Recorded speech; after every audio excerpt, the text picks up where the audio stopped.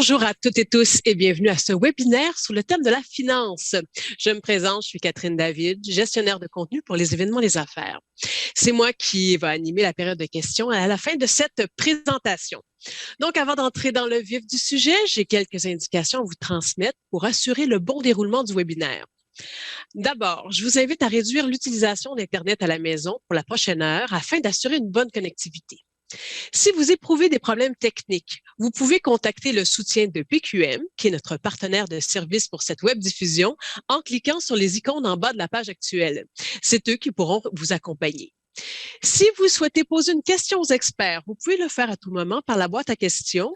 Vous n'avez qu'à cliquer sur le bouton « Poser une question au conférencier ». Les conférenciers répondront à quelques-unes d'entre elles au terme de cette présentation.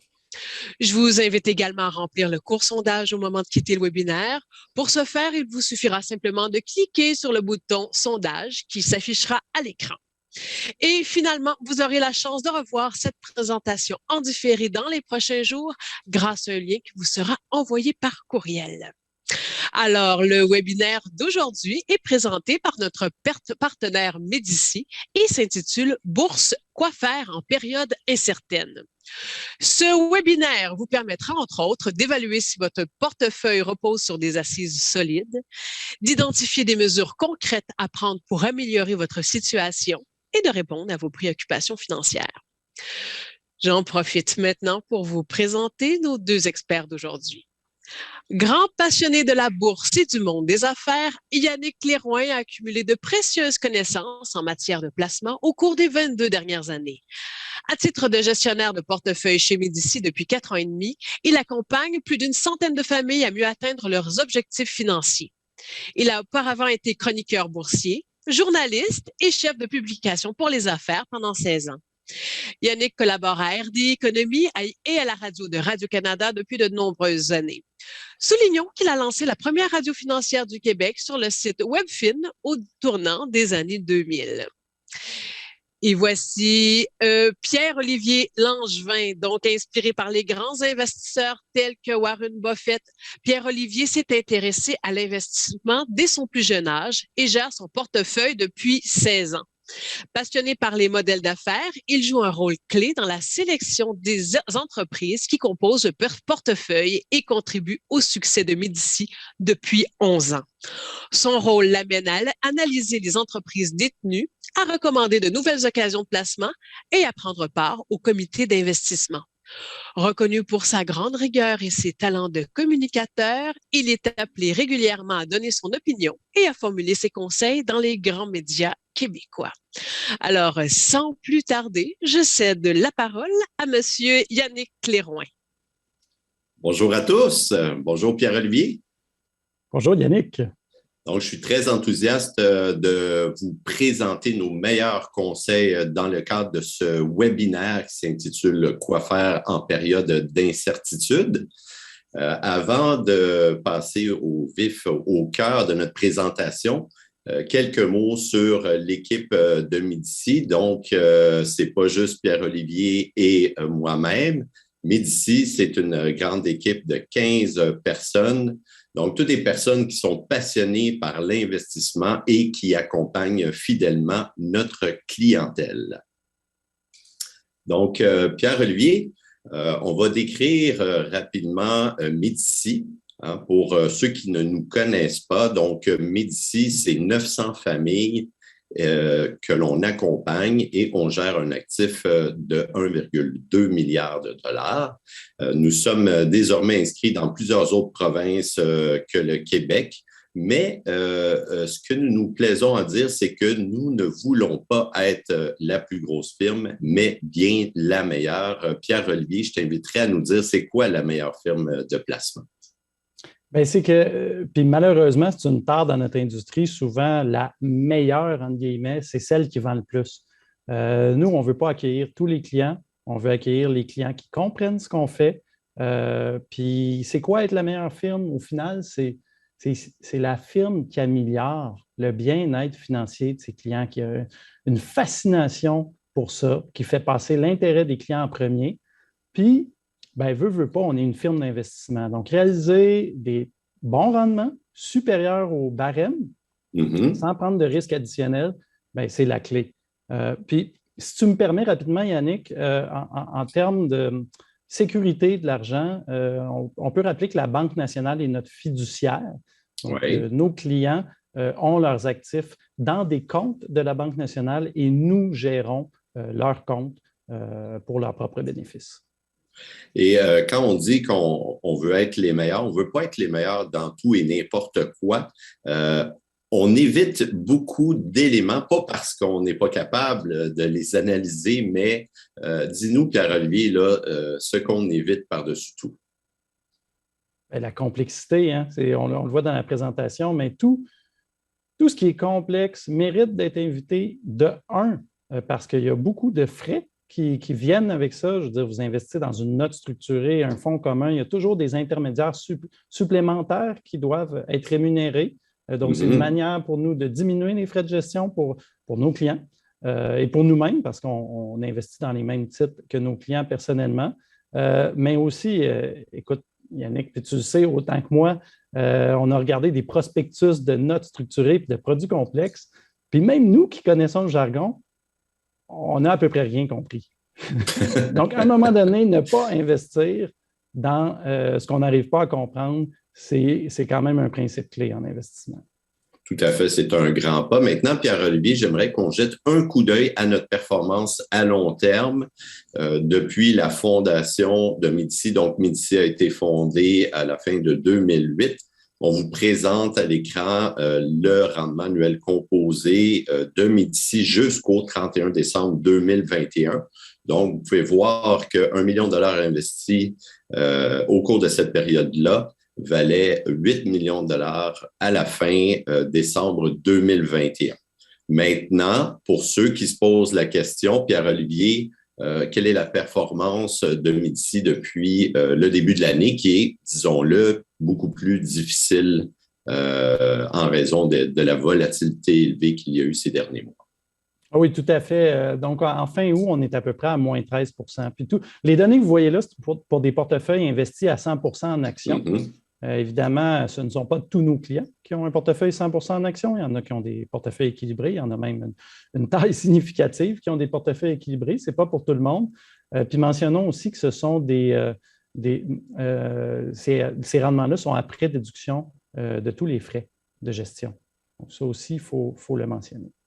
Tout à fait. Élément très important. Donc, Pierre-Olivier, on va passer au cœur de notre présentation. Quoi faire en période incertaine? On a 6 bons conseils pour vous aujourd'hui. Ils ont tous leur importance. Vous verrez lesquels peuvent s'appliquer. Moi, ce que j'aimerais vraiment aujourd'hui, Pierre-Olivier, c'est que tout un chacun qui participe à cette présentation retienne un élément qui pourrait faire une différence dans sa vie financière. Donc, on va y aller sans plus tarder avec notre premier conseil, Pierre-Olivier, qui est de faire un constat honnête de votre horizon de placement. Et vous voyez à l'écran quelques citations qu'on entend mentionner, que ce soit par des clients potentiels ou des gens qu'on rencontre, des proches qui nous disent, vous savez, moi j'approche de 65 ans, la retraite, les actions pour moi c'est fini, ou encore, je ne vivrai pas trop longtemps, mes parents n'ont pas vécu trop vieux. Je ne sais pas de toi, Pierre-Olivier, si tu as déjà eu des phrases comme ça, mais je pense qu'il faut remettre les choses en perspective. Et j'ai une petite devinette, Pierre-Olivier, pour ceux qui participent au webinaire. Tu connais la réponse, mais vous voyez ce chiffre-là, 94 ans, cet âge vénérable-là, selon vous, selon les dernières statistiques, quelle est votre probabilité d'atteindre 94 ans si vous avez 65 ans aujourd'hui? Tu l'as dit, Yannick, effectivement, je connais la réponse, mais jouons le jeu, OK? Puis je me remets à l'instant où, dans la préparation de la conférence, tu me l'as posé, cette question-là. Puis je t'ai répondu, l'espérance de vie au Québec, de mémoire, c'est autour de 85 ans, peut-être un peu plus. Donc, probabilité de vivre 94 ans, c'est probablement quelque chose comme 15 ou 20 %. Donc, c'était ma réponse à ce moment-là. Bien essayé, Pierre-Olivier, mais ce n'est pas tout à fait la réponse. On va le présenter dans notre prochaine diapositive. Vous voyez la ligne orangée euh, pour un couple qui a aujourd'hui 65 ans, madame, monsieur, par exemple, sont sur le point de prendre leur retraite. Eh bien, une des deux personnes du couple a une chance sur deux, 50 de probabilité d'atteindre l'âge vénérable de 94 ans. Donc, vous voyez là sur la ligne homme 89 ans, femme 91 ans et couple 94 ans. Donc, l'espérance de vie en couple est un peu plus élevée.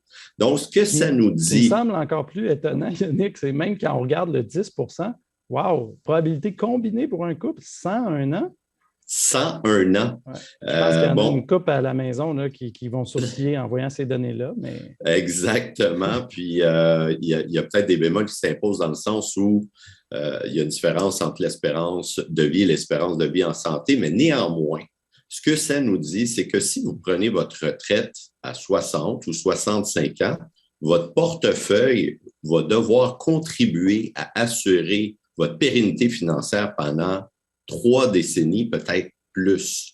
Donc, on revient aux mentions de départ, quand on se fait dire « Ah, ben, tu sais, je ne peux plus prendre de risques, etc. » Bien entendu, il faut toujours tenir compte de votre tolérance à la volatilité. Par contre, les actions ont leur place encore pendant longtemps parce que c'est le meilleur véhicule là, pour vous permettre de surmonter l'inflation et de prospérer et d'assurer la pérennité de votre portefeuille, de vos actifs jusqu'à cet âge vénérable de 94 ans, voire plus. Donc, Pierre-Olivier, tu affiches une citation qu'on se plaît à dire chez Médicis. C'est vous qui prenez votre retraite et non votre capital. Votre capital, lui, il va continuer de travailler pendant très longtemps. Donc, ça, c'est le premier élément, le premier conseil qu'on aimerait que vous reteniez aujourd'hui. Puis Pierre-Olivier, tu nous as préparé sur la diapositive suivante une autre façon de voir cet élément-là. Bien, reprenons notre couple ou notre épargnant, jeune retraité de 65 ans qui a un portefeuille, je ne sais pas, de 1 million, peu importe la taille, ça n'a pas d'importance. Puis il décaisse 5 de son portefeuille par année. Donc, sur 1 million, il décaisse 50 000 pour suffire à son train de vie. Bien, si on pense à ça, là, pour couvrir les 5 prochaines années, qui sont peut-être les besoins à court ou moyen terme, c'est 25 de la taille du portefeuille d'aujourd'hui. Il y a 75 de ce portefeuille-là qui peut clairement être investi à long terme.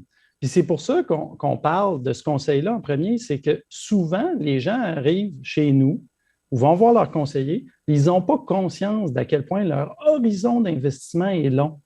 Les gens sont myopes par rapport à leur horizon d'investissement. Oui, puis d'autant plus, Pierre-Olivier, que dans les périodes de volatilité élevée, comme en ce moment, on a l'impression que l'horizon de placement, tout à coup, se réduit très, très rapidement, mais il faut prendre le pas de recul nécessaire puis dire non, j'en ai encore pour plusieurs années à vivre de mon portefeuille. Donc, ça nous amène à notre deuxième conseil, Pierre-Olivier. Et là, c'est un conseil, je dirais, qui est plus de nature comportementale. Il faut prendre conscience qu'on est incapable de faire des prédictions. On peut peut-être être chanceux une fois, 2 fois, mais c'est extrêmement difficile de répéter ça sans cesse. Et pour nous l'illustrer, tu as une belle anecdote au sujet de l'autobus. Ah oui, tout à fait. Cet été, avec un ami, on voulait se rendre à un spectacle à la Place des Arts, au centre-ville de Montréal, puis on était un peu dans l'Est, puis on était sur Sherbrooke. On a dit, ben tiens, on va prendre l'autobus, là, on va à un arrêt d'autobus, comme ça, au hasard. Puis on dit, bon, ben, on est sur Sherbrooke, il y a un autobus qui va passer bientôt. Puis, on attend bon 5 minutes, puis il n'y a pas d'autobus qui vient. Puis on dit, bon, ben, on va descendre un peu, on va aller sur Ontario, puis on va attendre l'autobus là. Temps de descendre, 5 minutes de marche, on arrive là, sur Ontario. 5 minutes passent, toujours pas d'autobus. Puis là, mon ami, il dit, ben là, on va descendre encore, là, sur Maisonneuve. Là, on va le prendre, l'autobus. Puis finalement, on est arrivé en retard à notre spectacle. Là, les gens à la maison ont dit, ben, c'est quoi le rapport avec l'investissement? Oui. Oui, bonne question. on sait en investissement que le marché boursier rapporte à long terme 10, 11, 12 %.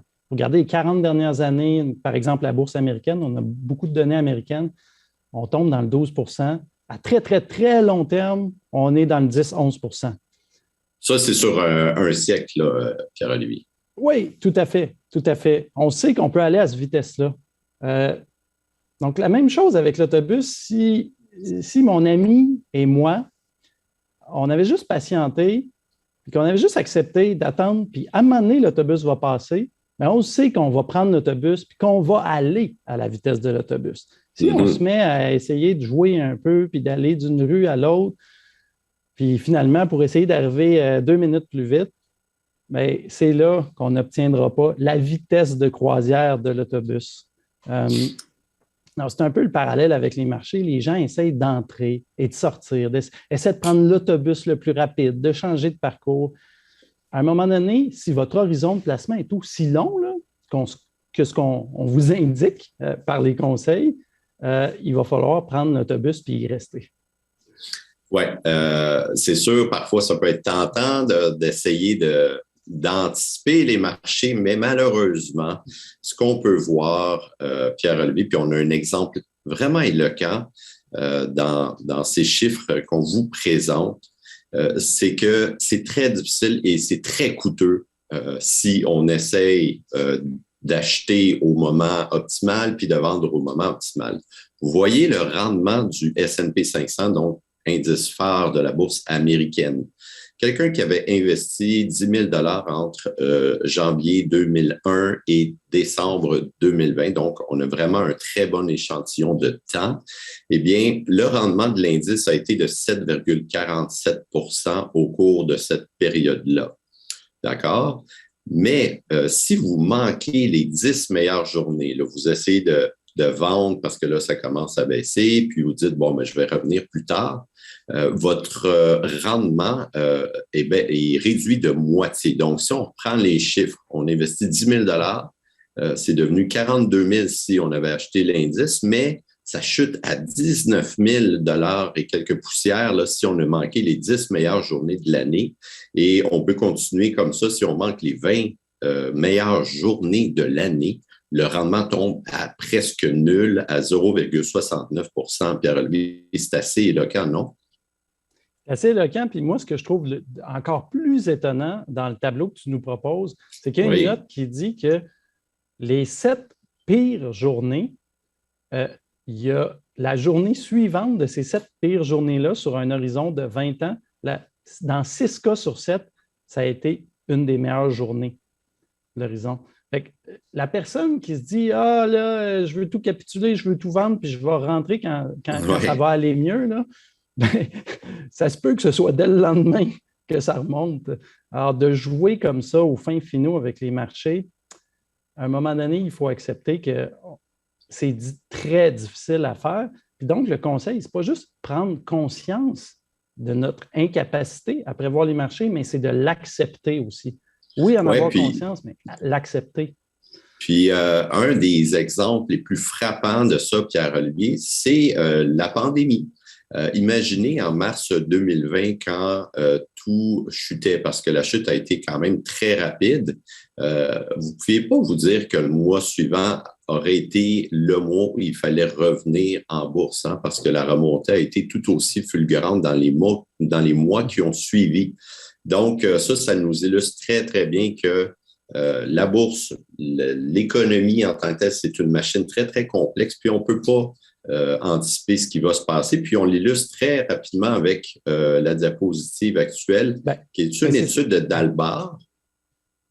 C'est une étude, oui, puis on en parle souvent, donc on ne va pas s'étendre dessus, mais c'est une étude qui est faite année après année et qui, dans les faits, mesure le rendement qui est obtenu par les gens qui détiennent des fonds communs versus le rendement produit par ces fonds-là réellement. Puis la conclusion de l'étude, la chose importante, c'est qu'on se rend compte que les gens qui jouent plus fin avec les marchés sous-performent systématiquement les indices à long terme. coûteuse pénalité comportementale. Et c'est très lié au prochain conseil, Pierre-Olivier, qui sont les fluctuations. Hein? On est omnibulé par les fluctuations boursières, mais nous, ce qu'on vous dit, c'est qu'il ne faut pas en faire votre unique repère. Oui, puis j'ai une autre anecdote par rapport à ça. Il y a quelques années, une personne vient nous voir à nos bureaux chez Médici, puis nous explique, bon, ben moi, j'adore suivre mon portefeuille. Puis, après ma barre, on trouve ça très intéressant. Les gens qui s'intéressent à leur portefeuille, généralement, c'est des gens qui comprennent bien la gestion de portefeuille. Mais en questionnant un peu, on se rend compte que finalement, cette personne-là, quand elle dit suivre son portefeuille, c'est qu'elle a un calepin. C'est une personne d'un certain âge, là, elle n'avait pas un chiffrier Excel, elle a un calepin. Et à chaque jour, elle notait tous les titres qu'elle détient dans son portefeuille et elle notait la variation et faisait des calculs avec sa calculatrice à la main pour voir la fluctuation quotidienne des titres. On a trouvé ça fascinant parce que pour nous, chez Médici, c'est comme suivre son portefeuille, c'est voir le développement des entreprises, voir c'est quoi les stratégies d'affaires, c'est quoi l'évolution des profits, des revenus. Puis on se rend compte finalement, les gens en général, comme le dit le légendaire investisseur Philip Fisher, les gens connaissent le prix de tout, mais la valeur de rien. Et donc, si vous faites des fluctuations de marché, votre principal repère de la santé de votre portefeuille, vous vous mettez dans une situation où vous allez paniquer, plus souvent que quelqu'un qui a d'autres indicateurs. C'est vrai non seulement pour votre gestion, si vous êtes un investisseur autonome, par exemple, mais c'est vrai aussi avec votre conseiller. Si votre conseiller ne vous fournit pas les indicateurs économiques intéressants sur les entreprises ou les titres que vous possédez, vous allez paniquer plus facilement. Alors, peu importe dans quel mode de gestion vous êtes, si votre principal facteur d'évaluation, c'est les fluctuations, il y a un drapeau rouge ici qu'il faut soulever, puis vous devez changer votre façon de faire. Tu nous as fait ressortir, Pierre-Olivier, 2 exemples, 2 entreprises que l'on détient chez Médici qui ont affiché de solides résultats dans les derniers mois, mais les fluctuations semblaient nous indiquer le contraire. Oui, bien c'est ça, c'est 2 exemples qui sont frappants parce que ce sont 2 sociétés extrêmement dominantes qu'on détient pour nos clients chez Médici, Google et Microsoft. Et on en parlait dans notre lettre trimestrielle de mi-année. Les 2 titres ont baissé de plus de 20 % dans les 6 premiers mois de l'année et pourtant, leurs bénéfices d'exploitation ont augmenté de plus de 20 %. Alors, quand on voit une situation comme ça, on se dit « Wow, quelle belle situation! Les profits augmentent et le titre recule. » C'est comme à l'épicerie, tout est en spécial. Ben wow, on remplit le panier. Là. Ça aide à patienter. Alors que si on regardait juste le cours boursier, bien, on serait peut-être pris de panique. Alors, la perspective est très différente selon les indicateurs qu'on suit. Oui, puis ce qui est important de rappeler, à court terme, il peut y avoir une dichotomie complète entre le cours d'une entreprise et sa réelle valeur. Mais à long terme, le bénéfice par action est étroitement lié à la croissance du titre en bourse. Donc, il faut vraiment garder ça en tête parce que sur un an, oui, ça se peut que le titre fasse moins bien, mais es-tu convaincu, toi, Pierre-Olivier, que dans 5 ans, Google va faire moins de bénéfices qu'aujourd'hui? J'ai beaucoup de misère à imaginer le contraire. Qui sont les concurrents les plus crédibles du moteur de recherche de Google? C'est même difficile de nommer un concurrent sérieux, du moins en Occident. Donc, oui, on n'a pas d'inquiétude de ce côté-là. Même chose pour Microsoft. Puis, je vous ai préparé également dans la diapositive que vous voyez présentement. Bon, il y a beaucoup de barres, puis je ne veux pas que vous attardiez sur chacun des chiffres, mais plutôt sur le message qu'on doit retenir. Donc, ça, c'est l'évolution de la bourse sur les 42 dernières années, arrêté à la fin 2021. Et ce qu'on voit, c'est les fluctuations survenues au cours d'une année. Et vous voyez, là, tous les points rouges, là, c'est des baisses survenues au cours d'une année donnée de plus de 14 Donc, on a des baisses de 34, 20. Donc, peu importe, vous voyez tous les chiffres là, mais ce qu'il faut retenir, c'est que malgré des baisses importantes survenues dans une année donnée, 32 de ces 42 années-là ont terminé de façon positive. Donc, ont eu un rendement positif, puis parfois un rendement très élevé au cours de ces années-là. Donc, si tu me permets, Yannick, j'ajouterais que, justement, en moyenne, on peut observer une baisse à chaque année d'à peu près 14 du haut au bas. Si vous faites, encore une fois, les fluctuations de marché, votre principal repère, bien, vous êtes en voie de paniquer à chaque année. C'est-tu ça que vous voulez pour votre portefeuille alors que votre horizon de placement est possiblement plus long que vous le croyez? Poser la question, c'est y répondre. Et ça m'amène au prochain conseil, Pierre-Olivier, parce que malgré tout, là, c'est important d'avoir une personne de confiance avec qui on peut échanger, on peut ventiler parfois ou juste revoir certains éléments de notre approche d'investissement, que l'on soit un investisseur autonome ou un investisseur qui est accompagné par un conseiller ou un gestionnaire de portefeuille. Ben oui, puis on a mis une belle photo de Warren Buffett qui, pour ceux qui ne le connaissent pas à la maison, c'est un peu le Wayne Gretzky ou le Mario Lemieux de l'investissement, très, très connu. Et il a son partenaire de très longue date, Charlie Munger, qui peut consulter à tout moment pour un investissement. Donc, vous voyez, même les meilleurs ont besoin de s'entourer, de se faire remettre à leur place s'ils voient un investissement intéressant, mais ils ne voient pas certains risques d'être entourés, c'est très valable. Vous êtes un investisseur autonome, trouvez cette personne-là ou ce groupe de personnes-là qui peut vous entourer. Mais c'est vrai aussi, si vous avez un conseiller, votre conseiller, est-ce qu'il est entouré? Est-ce qu'il a des gens dans sa garde rapprochée qui peuvent remettre en question ses thèses d'investissement? C'est critique pour empêcher parfois des dérives qui peuvent saper votre portefeuille. Vous ne voulez pas le gestionnaire qui est seul dans son sous-sol. C'est très caricatural, là, mais vous voulez idéalement une équipe de quelques personnes qui va pouvoir se challenger régulièrement sur le contenu du portefeuille.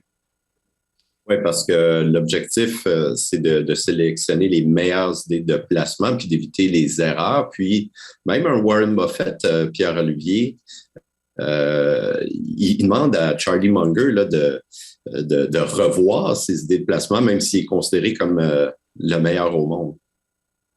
Oui, Charlie est très bon pour dire non puis dire à Warren, es-tu fou de ce qu'on comprend.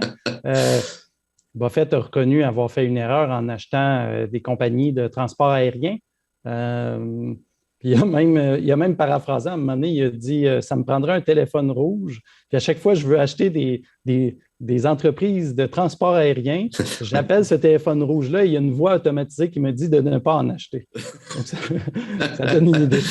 Ça veut tout dire. Donc, prochain conseil, Pierre-Olivier, là, on a parlé d'attitude qu'on doit avoir, de bon comportement, mais là, on parle du contexte qui peut favoriser cette attitude-là. Donc, j'aimerais ça que tu nous parles de ce contexte-là qu'on peut créer, puis des exemples que tu veux nous faire ressortir. Bien, rassurez-vous à la maison, les logos que vous voyez à l'écran ne sont pas des exemples d'investissement réalisés. On s'en sert plutôt comme des exemples de pièges relativement faciles à éviter.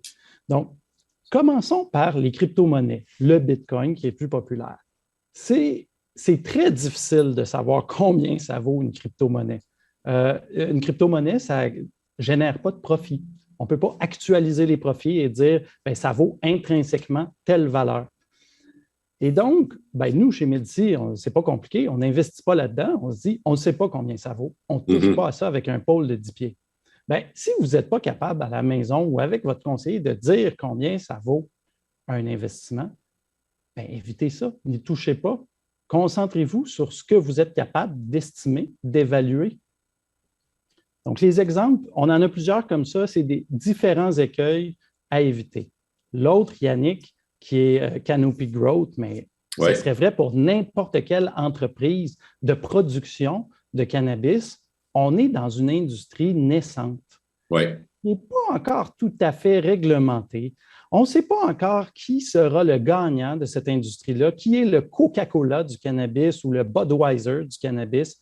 On n'en a aucune espèce d'idée et ça risque de changer beaucoup dans les prochaines années à mesure que l'entreprise trouve sa maturité. Donc, évidemment, à ce moment-là, on évite ça. Puis c'est évident, si on investissait dans le Bitcoin ou dans le cannabis, c'est évident qu'on ne peut pas avoir la bonne attitude. C'est évident qu'on va paniquer, je veux dire, d'accuser des baisses et de la volatilité extrême. C'est tenter le diable. Donc, il faut se retrouver dans des investissements qui sont beaucoup plus stables. Peloton, c'est un autre exemple. Éviter l'écueil des modes, l'attrait des modes. Hein? Il y en a toujours à tous les 2-3 ans des modes en investissement. Peloton, qui fait des vélos stationnaires pour la maison avec un abonnement mensuel pour suivre des cours d'entraînement en ligne de la maison. Évidemment, ils ont bénéficié grandement de la pandémie, mais est-ce que c'était un pattern, excusez-moi le terme, là, mais est-ce que c'était un mode durable? On s'est rendu compte qu'avec l'atténuation des mesures de sécurité de la pandémie, bien, c'est une entreprise qui bat de l'aile grandement. Donc, si vous sentez qu'il y a une mode derrière un de vos investissements, faites très attention. Oui, il y a eu toutes sortes de choses bizarroïdes qui sont passées durant la pandémie. Pierre-Olivier, on aurait pu vous donner une foule d'autres exemples, compagnies de jeux vidéo moribondes dont le titre se multiplie par X fois parce qu'il y a eu des investisseurs qui ont spéculé. Mais là, on va parler d'autres exemples pour différentes raisons. Peut-être Bombardier, ça va vous faire sursauter, ou Shopify qui est en vogue, mais j'aimerais ça, Pierre-Olivier, que tu nous dises là, pourquoi ces entreprises-là, on devrait prendre un pas de recul avant d'y investir. Bien, Bombardier, c'est notre exemple pour parler de la cyclicalité. Ce sont des entreprises qui sont très tributaires de la situation économique. Vous voulez construire un avion, construire un train, les commandes, tout ça, ça peut reculer beaucoup selon la conjoncture économique. Et donc, ce sont des entreprises qui peuvent être très profitables un certain nombre d'années. Et là, tout d'un coup, la situation change et elles sont déficitaires. C'est très difficile à évaluer. Puis, Yannick, je pense que tu as comme exemple les pétrolières. C'est le meilleur exemple. Le baril de pétrole, l'évolution qu'il y a eu. Souvenez-vous qu'en mai 2020, le prix de l'or noir était passé en territoire négatif. Il fallait presque aller chez les producteurs pour les soulager tellement qu'il n'y avait plus aucune valeur d'accordée. Puis là, par après, il y a eu les événements géopolitiques, le prix du baril est repassé au-dessus de 100 $. Mais c'est très difficile à prévoir parce que la dernière fois qu'il y a eu une période favorable pour ce type d'entreprise-là, ça remontait quand même à une dizaine d'années. Le secteur des pétrolières n'avait procuré aucun rendement. Donc, oui, il y a des années très, très fortes, mais il peut y avoir des années aussi qui sont tout le contraire. Donc, là-dedans, Yannick, on peut mettre, oui, les pétrolières, mais les compagnies de biotechnologie qui cherchent le remède miracle et qui n'ont aucun revenu, ça aussi, ne touchez pas à ça. Les minières. On en voit souvent dans les portefeuilles des gens. Souvent, les gens, ils nous amènent leur relevé de portefeuille. Ils nous demandent de regarder. On voit 4-5 minières dans le portefeuille. Extrêmement cyclique, très risqué. C'est des écueils évidents qu'il faut éviter. Puis, je suis quand même surpris de voir Shopify, Pierre-Olivier, parce que Shopify est quand même dans un domaine porteur. Ils aident les entrepreneurs, les entreprises, les PME à avoir un commerce électronique ou à vendre en ligne. Pourquoi tu l'as fait ressortir? Ah, tu as raison, l'entreprise est merveilleuse. La solution qu'elle offre est superbe. Mais en investissement, il y a la loi de la gravité à un moment donné. Et c'est un titre qui a été très populaire. Et même à un moment donné, quand les gestionnaires doivent répondre incessamment à des questions sur pourquoi on ne le détient pas, ça commence à être un indicateur qu'il y a un gros attrait derrière. Shopify, en 2020, s'échangeait à 50 fois, presque 50 fois les revenus. Pas les bénéfices, là. Non. Les revenus. Les revenus. Théorisons là, que dans 5 ans, elle aura des marges de profit impeccables de 35 % après impôt. Ce sont des très bonnes marges, là. Admettons qu'il livre ça.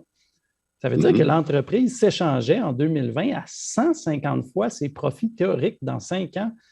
Je veux dire, quand on parle d'un titre à peu près 20 fois les bénéfices, il faut commencer à être plus prudent sur l'évaluation. C'est attention, il faut regarder nos affaires. 20 fois, c'est quand même plus cher. Donc, ça donne une idée. Il faut faire attention, pas payer un prix déraisonnable pour une entreprise. Dans le cas de Page Jaune, Pierre-Olivier, bon, peut-être que les plus jeunes auditeurs ne se souviennent pas ou ne savent pas c'est quoi Page Jaune. Pourquoi tu l'as mis en exemple? Bien, Page Jaune, c'est cette bonne vieille entreprise. Avant le moteur de recherche Google, là, que vous tapez pour chercher quelque chose, on recevait un gros livre en papier mince sur notre porte de maison. Puis à un moment donné, bien, tout le monde prenait ce gros livre-là puis le mettait dans le bac de recyclage directement parce qu'il y a quelque chose qui s'appelle Internet qui existait. et donc, à ce moment-là, l'entreprise n'a vraiment pas su assurer un virage important alors que ses affaires principales étaient fortement à risque. Et même encore pire, les dirigeants versaient un dividende qui était franchement énorme par rapport à leur profitabilité. Oui. Donc, à un moment donné, si vous voyez un changement de paradigme, un bouleversement majeur et quasi immédiat d'un modèle d'affaires d'une entreprise, puis que vous avez un investissement dans l'entreprise, ça aussi, c'est un piège relativement facile à éviter. Donc, très bien, si vous évitez ces choses-là, vous mettez en place, vous mettez la table pour avoir justement votre bonne attitude par rapport à l'investissement. Bien noté. On va passer au prochain conseil, Pierre-Olivier, parce que le temps file. Donc, exiger une reddition de compte. J'aimerais ça que tu nous dises, bon, si on est un investisseur autonome, comment on peut exiger une reddition de compte? Puis si on est accompagné par un conseiller, un gestionnaire de portefeuille, là, à quoi on devrait s'attendre? Bien, autant on disait tantôt qu'il faut avoir quelqu'un à ses côtés ou un groupe de personnes pour nous aider à ventiler quand on a le goût de paniquer, bien, oui. Autant on peut se servir de nous-mêmes si on est un investisseur autonome. Donc, tenir, par exemple, un journal de décision. Vous décidez d'investir dans XYZ. Bien, vous l'écrivez. Pourquoi vous investissez dans XYZ? Puis, dans 2 ans, là, quand la bourse va planter de 14 % comme on a vu tantôt, dans 2 ans, allez, si vous voulez paniquer, allez lire les raisons pour lesquelles vous avez acheté ça. Ces raisons-là, sont-elles encore valides? Y a-t-il quelque chose qui a changé? Ça a l'air bête, mais des fois, remplacer du rationnel par de l'irrationnel, ça aide à se calmer. La même chose, Yannick, est aussi vrai si vous avez un conseiller.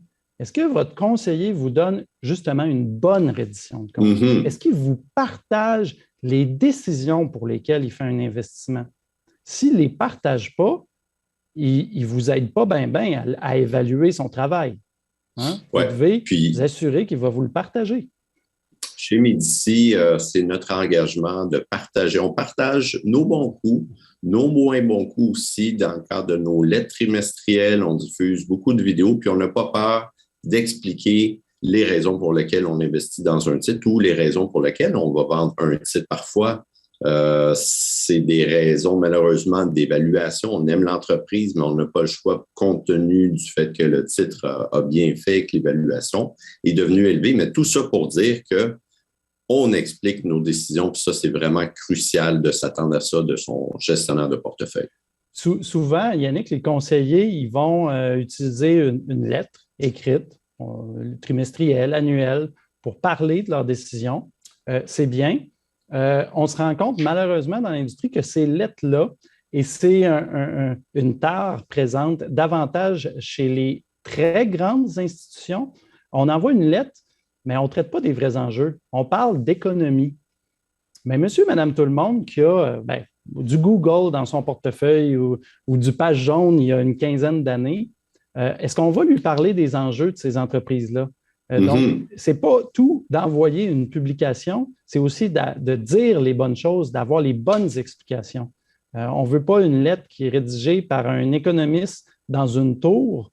On veut une lettre qui est rédigée par notre conseiller qui gère directement nos placements. Très bien, Pierre-Olivier. En résumé de tous les bons conseils, je crois que l'on peut appliquer. Puis n'ayez crainte, là, la présentation va vous être partagée par après, va pouvoir être regardée de nouveau parce qu'on vous a fourni beaucoup de renseignements aujourd'hui. Mais avant de passer à la période de questions tant attendue, voici les principaux conseils qu'on vous a formulés aujourd'hui. Un petit mot sur Médici. Donc, vous voyez, ça, c'est la proportion de nos clients qui ont recommandé ou recommanderaient nos services à leur famille ou à leurs proches. Donc, vous pouvez nous suivre dans les différents médias aussi. Hein, Pierre-Olivier, on collabore notamment au Journal des Affaires. On est très présent aussi dans les médias audiovisuels. Donc, quand il y a des éléments d'actualité, on est souvent appelé à commenter.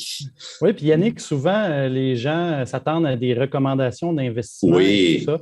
Ce n'est pas nécessairement le but du webinaire aujourd'hui de vous formuler 3 recommandations de titres. Ceci dit, on en fait occasionnellement. Suivez-nous sur les différentes tribunes et vous verrez à ce moment.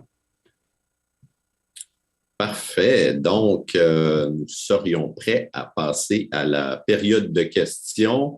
On va vous représenter, avant de répondre à toutes vos questions, là, les rendements annuels composés de Médici depuis la fondation de la firme. Donc, c'était au 31 décembre dernier. Évidemment, le portrait va être différent avec les données de 2022, mais sachez que nous affichons nos rendements après déduction de tous les frais sur notre site Web. On vise à être le plus transparent possible et on met à jour nos données à chaque mois de janvier, au moment où on publie notre lettre annuelle également. Donc, nous sommes prêts à passer à la période de questions. Alors, merci beaucoup, Yannick et Pierre-Olivier, pour votre présentation fort intéressante. Donc, on dispose effectivement d'une quinzaine de minutes pour répondre aux questions. Alors, je vais débuter ici avec une question qui se lit comme suit. Mon conseiller ne me rend pas les comptes tels que vous le décrivez dans votre présentation et la valeur de mes placements plafonne depuis quelque temps. Avec la récession qui se dessine, quand est le bon moment pour changer de conseiller? C'est intéressant, Pierre-Olivier, si tu veux y répondre, mais je pense qu'on a un premier pas de fait, c'est le constat. Ben oui, c'est ça. La personne nous donne presque la réponse. La personne a presque répondu à sa propre question. Si on n'a pas une bonne reddition de compte, qu'on a fait ce constat-là, ben, comment vous allez être en mesure de l'évaluer, ce conseiller-là? Parce que la partie sur les rendements, la personne parle des placements qui ne sont pas très bons, de rendements qui ne sont pas très bons, mais ça peut arriver. Je veux dire, on l'a mentionné, si on n'embarque pas dans les modes ou si on n'investit pas dans Valéant ou Nortel quand tout le monde l'achète, ça se peut que le rendement sur une certaine période soit plus difficile. Il ne faut pas nécessairement congédier un conseiller ou un gestionnaire pour ça. Mais si la reddition de compte n'est pas bonne, qu'il y ait récession, qu'il n'y ait pas de récession, le meilleur moment de bouger, c'est maintenant ou, à tout le moins, vous avez de sérieuses questions à poser à votre conseiller. Et comment je fais pour t'évaluer, monsieur, madame conseiller? Oui, puis il n'y a pas de moment idéal pour changer, si ce n'est que lorsque vous identifiez une problématique, vous posez des questions, il faut agir. Il ne faut pas attendre les conditions parfaites parce que parfois, on voit que certaines personnes disent, je le ferai à un certain moment, puis laisse aller les choses. Non, c'est immédiatement si on s'aperçoit qu'on a un problème. Le webinaire s'appelle « Quoi faire en période incertaine ». Oui. C'est drôle, hein? On aurait pu appeler ça « Quoi faire en tout temps ». Parce que, je ne sais pas, Yannick, si tu as remarqué, mais c'est très, très rare que j'ai entendu des observateurs de marché dire « Ah oui, là, tout est certain ». C'est toujours incertain. Ça l'est toujours. Il faut maintenir une bonne attitude. Récession, pas récession. Puis, vous savez quoi? Il va y en avoir une récession. On ne sait juste pas quand. C'est la nature des marchés, de l'économie. Il y a des récessions. Puis, si vous investissez pour les 30 prochaines années, ce que tu as très bien démontré, même pour un retraité de 65 ans, Oui. vous allez en vivre une coupe de récession d'ici à votre mort. Fait que faites avec, comme on dit. Donc, j'ai une autre question ici. Comment une firme indépendante comme la vôtre assure-t-elle la sécurité de mon argent? Oui, ben ça, c'est une question. Évidemment, il y a eu des éléments dans le passé qui sont survenus, des événements. Comme l'a mentionné Pierre-Olivier tout à l'heure, nous, on gère des portefeuilles. Ce n'est pas une firme comme la nôtre là, qui s'occupe de l'argent. Donc, les comptes sont hébergés à la Banque nationale, qui est le gardien de valeur et qui fait tout le travail administratif là, relié au compte. Donc, il n'y a aucun montant d'argent qui transite directement par une firme comme la nôtre. Merci beaucoup. Oh, moi, je ne sais pas, mais aussi de savoir que si nos rôles étaient inversés, je suis un épargnant et je confie mon argent à un conseiller, l'idée de savoir que mon conseiller investit lui aussi dans les titres me semble profondément rassurante. Évidemment, il y aura toujours des écarts. Un conseiller peut avoir une répartition d'actifs différente que celle de son client. Mais de savoir que si on investit dans Google, moi aussi, j'en ai du Google. Puis si on se plante, on va se planter ensemble, puis je vais partager les défaites comme les bons coups. Ça aligne mes intérêts un peu plus. Puis c'est le cas chez Médici. On a les mêmes titres que nos clients. On mange de notre propre cuisine. Donc, on a intérêt à ce que ça fonctionne pour, comme tu le dis, tous les intérêts soient alignés, Pierre-Olivier. Hey, au comité d'investissement, là, on est une équipe de 4 personnes permanentes. Puis quand quelqu'un arrive avec une recommandation, souvent, on dit, toi, là, mettons, je fais une recommandation, on dit, toi, là, vas-tu en mettre beaucoup dans ton portefeuille là, de ce titre-là? Puis, ça porte à réflexion. C'est là que tu vois le niveau de conviction aussi. Ici, il est inscrit, vous mentionnez ne pas investir dans les fonds négociés en bourse. Pourtant, Warren Buffett, que vous semblez admirer, a lui-même recommandé ce genre d'investissement dans le passé. Pourquoi s'en priver? Oui, dans nos conseils, on a parlé de faire attention aux fluctuations de marché. Ce n'est pas interdit de les regarder. C'est correct de les regarder, ne serait-ce que pour acheter des titres. Il faut savoir quels sont les prix. Mais si c'est notre principal indicateur, ça rend les choses difficiles. Donc, faisons le pont avec les fonds négociés en bourse. Souvent, un fonds négocié en bourse, ce n'est pas une entreprise, c'est une centaine, voire un millier d'entreprises dans un seul fonds. C'est impossible d'évaluer individuellement chacune de ces entreprises-là pour se rassurer, comme on l'a mentionné avec l'exemple de Google ou Microsoft, où les profits augmentaient malgré que le titre baissait. Dans ce contexte-là, si vous détenez des fonds qui copient les indices, nous, ce qu'on croit, ce n'est pas nécessairement une mauvaise approche, mais votre repère ne sera pas d'évaluer la performance du fonds parce que le fonds ne vous publie pas des états financiers détaillés, des opérations consolidées de toutes les entreprises. Alors, c'est plus difficile de garder la bonne attitude. La recommandation de... Oui, vas-y, Yannick. Oui, excuse-moi, Pierre-Olivier, je rajouterais également que, on l'a vu tout à l'heure, c'est une approche très valable d'investir dans les fonds négociés en bourse, à condition d'avoir justement la bonne attitude. Malheureusement, on l'a vu dans les statistiques qu'on a présentées, que ce soit d'Albar ou d'autres statistiques, les gens cherchent une fois de plus à anticiper les marchés. Donc, il faut avoir une bonne discipline parce que si on favorise des fonds négociés en bourse par l'entremise d'un courtier à escompte, par exemple, on investit par nous-mêmes. Et c'est là qu'on peut être tenté de dériver, de déroger de cette discipline d'épargne. Quelqu'un qui est en accumulation et qui voit les fluctuations depuis le début de l'année, ben, il pourrait se dire, bon, ben, je vais attendre à plus tard avant d'ajouter mon épargne, de la mettre au travail. Or, malheureusement, c'est la fameuse pénalité comportementale qu'on a vue tout à l'heure et qui va coûter quelques quelques points de pourcentage là, par année sur une longue période. Donc, selon vous, avec les hausses rapides de taux d'intérêt et la baisse des marchés autant boursiers que pour les fonds d'obligation, est-ce que le fameux portefeuille équilibré est encore un concept valide? OK, c'est une bonne question. Dans l'histoire, en général, les obligations et les actions ont eu tendance à être corrélées, mais pas parfaitement corrélées. Si vous avez plus d'obligations dans votre portefeuille, ça va tendre à stabiliser le portefeuille.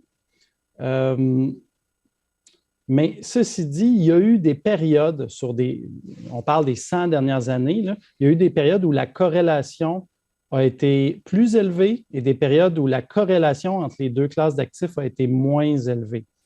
Ça se peut qu'on entre dans une période où il y aura une plus grande corrélation et où les investisseurs obligataires auront des moins bons rendements en même temps que les actions baissent. C'est possible. Il ne faut pas nécessairement jeter le bébé avec l'eau du bain. Un bon gestionnaire peut s'adapter.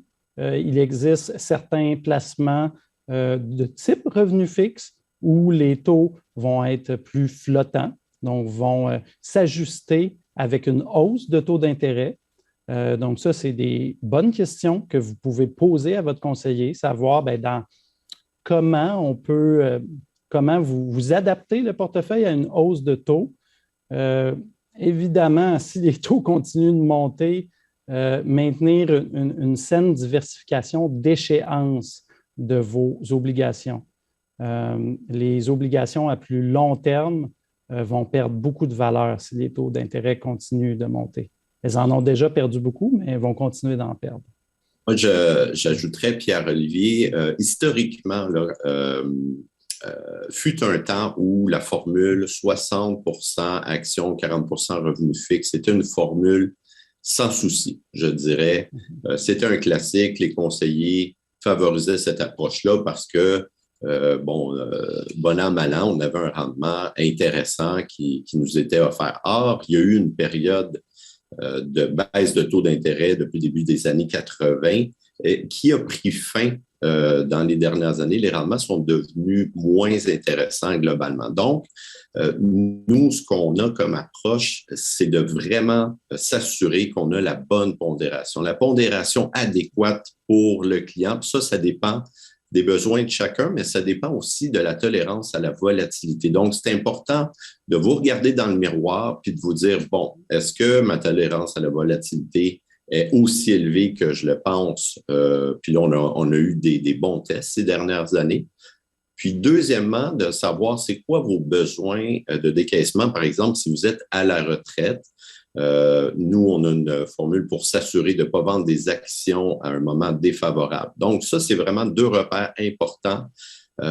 Puis, la conclusion, c'est que la formule 60-40, moi, je dirais qu'elle n'est pas nécessairement adaptée à tous les épargnants. Au contraire, là, il faut vraiment vous asseoir pour être certain qu'elle réponde à votre profil. Donc, je me permettrai peut-être une dernière question. Le temps file, les questions sont nombreuses. Donc, pourquoi faire affaire avec Médicis alors que je peux le faire moi-même avec un compte de courtage à escompte? J'ai plein de réponses, Pierre-Olivier, mais je vais te laisser aller sur celle-là. Oui, qu'est-ce qu'on choisit de répondre? Le faire soi-même, c'est un travail à temps plein, hein, faire ça. Si vous voulez détenir un portefeuille qui est suffisamment diversifié. Nous, on pense que 10 à 25 entreprises, c'est approprié. Puis ça, c'est sans compter les titres à revenus fixes. Suivre ces entreprises-là à chaque trimestre, à chaque nouvelle qu'il y a, c'est un emploi à temps plein. Si vous le faites, individuellement, de votre côté, vous êtes en proie de justement peut-être ne pas faire un travail suffisant, ne pas regarder suffisamment d'occasions pour maximiser les rendements, mais là où le bas blesse le plus, puis c'est le cœur de notre présentation d'aujourd'hui, c'est qui aurez-vous pour vous aider à avoir la bonne attitude? Êtes-vous bien entouré? Parce que c'est vous, là, à la fin de la journée, qui allez peser sur le bouton acheter puis vendre. C'est vous qui avez le plein contrôle.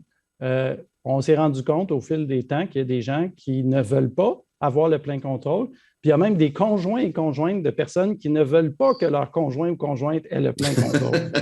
Alors, puis ça donne lieu à toutes sortes d'anecdotes dont on vous épargnera aujourd'hui. Moi, je terminerai par vous dire que ce que j'ai compris, comme on l'a dit dans le préambule, là, j'ai été quand même observateur des marchés boursiers pendant très, très longtemps au Journal des Affaires avant de faire le saut comme gestionnaire de portefeuille. Puis ce que j'ai compris depuis que je suis gestionnaire de portefeuille, c'est la valeur de l'accompagnement. Puis c'est pas pour prêcher pour ma paroisse, bien au contraire, c'est pour dire que oui, pendant une certaine période, ce que j'ai observé, c'est que des gens peuvent gérer leur portefeuille eux-mêmes, puis ça peut bien aller, mais il y a un moment donné où il y a une perte d'intérêt, on a moins de temps pour suivre nos choses, puis là, tout à coup, on laisse les éléments critiques de nos finances aller un peu à la dérive. Puis quand ça va moins bien, même, on constate qu'il y a beaucoup de personnes qui mettent la tête dans le sable, puis ils se disent, je reprendrai les choses en main quand ça ira mieux. Nous, on est complètement dévoués à ce que tout fonctionne bien en tout temps. Donc, je vous dirais que c'est la valeur de l'accompagnement pour moi qui est cruciale par rapport à une approche individuelle, par exemple. Merci beaucoup. Nous sommes déjà à la fin de ce webinaire. Merci Yannick Clérouin et Pierre-Olivier Langevin. Ça a été un plaisir de partager notre heure de lunch avec vous. Merci également à notre partenaire Médici et à vous toutes et toutes pour vos nombreuses questions et bien sûr votre présence. Merci. Merci beaucoup, Catherine. Juste pour rappeler aux gens qu'on va pouvoir leur répondre à leurs questions s'il y a des questions qui sont restées en suspens. On est disponible au bout du fil ou par courriel. Tout à fait. Tout à fait, merci. Et votre présentation aussi sera disponible, comme vous mentionnez, là, sera envoyée à tout le monde. Donc, ça faisait partie des commentaires et des questions qu'on avait d'ailleurs. Merci beaucoup d'y avoir répondu. Et comme mentionné en introduction, là, vous recevrez le lien par courriel dans les prochains jours pour visionner ce webinaire en différé. S'il vous plaît, n'oubliez pas de remplir le questionnaire au moment de quitter la plateforme. Pour ce faire, vous n'avez qu'à cliquer là, sur le bouton qui se trouve à l'écran. Vos commentaires sont importants. Ils nous aident à aborder des thématiques qui vous intéressent et à répondre à vos préoccupations. Donc, je vous invite d'ailleurs le 1er novembre prochain, alors que nous répondrons à la question « Comment minimiser les risques commerciaux lors de la destruction du matériel informatique ?» Alors, je vous remercie beaucoup et à la prochaine. Bon après-midi.